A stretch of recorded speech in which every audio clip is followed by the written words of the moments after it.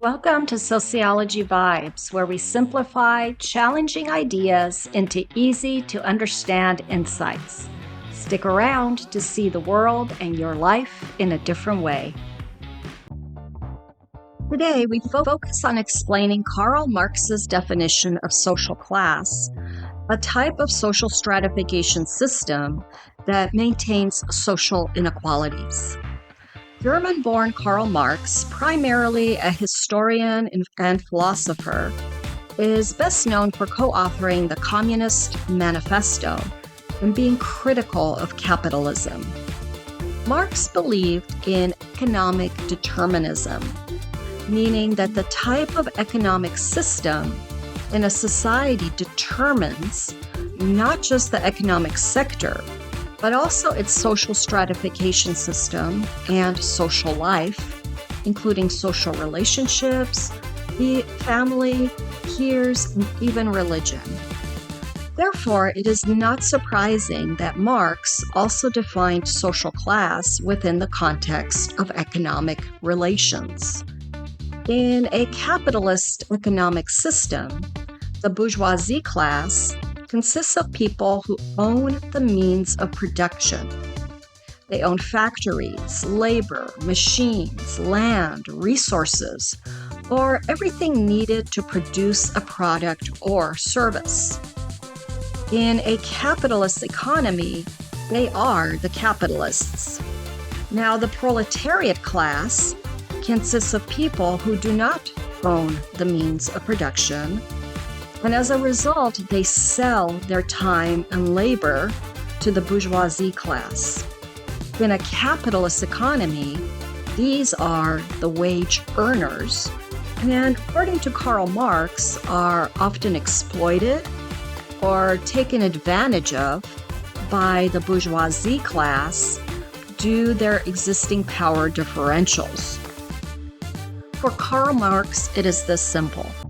Social class is based on a society's economic system, and to understand society, one only has to study its economic system. A social stratification system based on social class, for Karl Marx, always comes down to one's relations with the means of production. In medieval Europe, the estate system was a type of social stratification system that maintained social inequalities. Back then, economic relations revolved between feuds and serfs.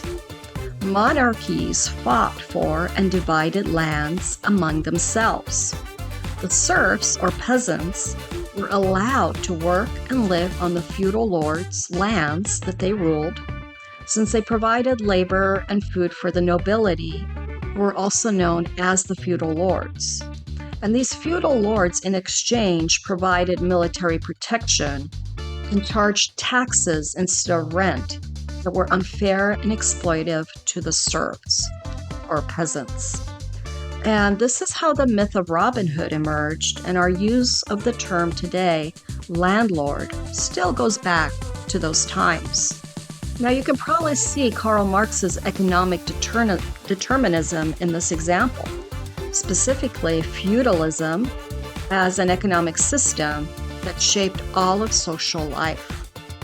Today, some sociologists still believe that Karl Marx's definition of social class as a two-tiered system of the bourgeoisie and the proletariat classes is valid and applicable to contemporary societies.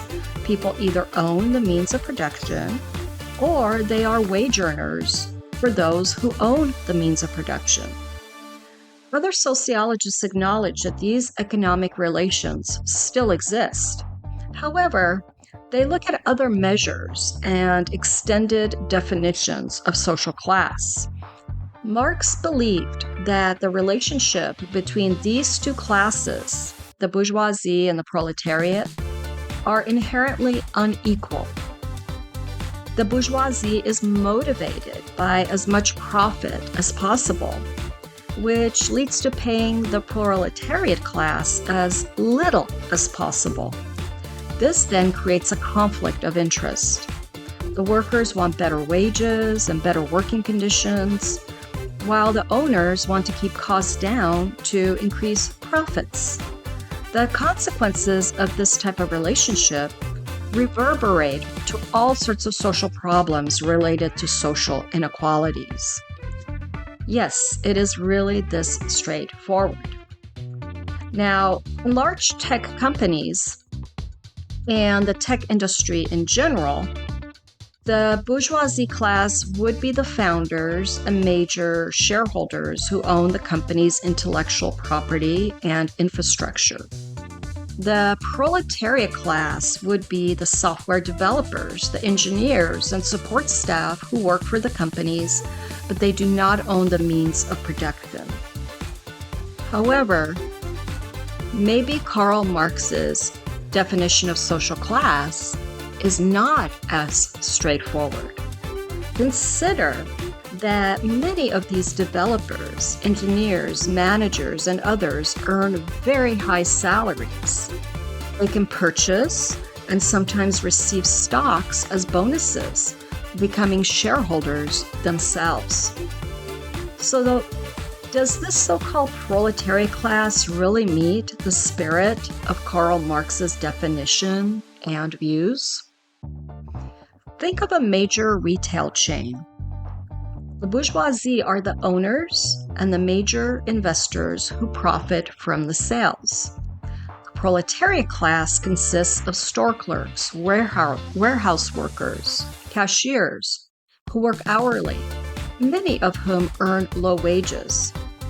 But there are also the managers who earn different salaries depending on their rank within the company, and whose jobs are to ensure that the company runs smoothly, which in essence sometimes contributes to the unequal system.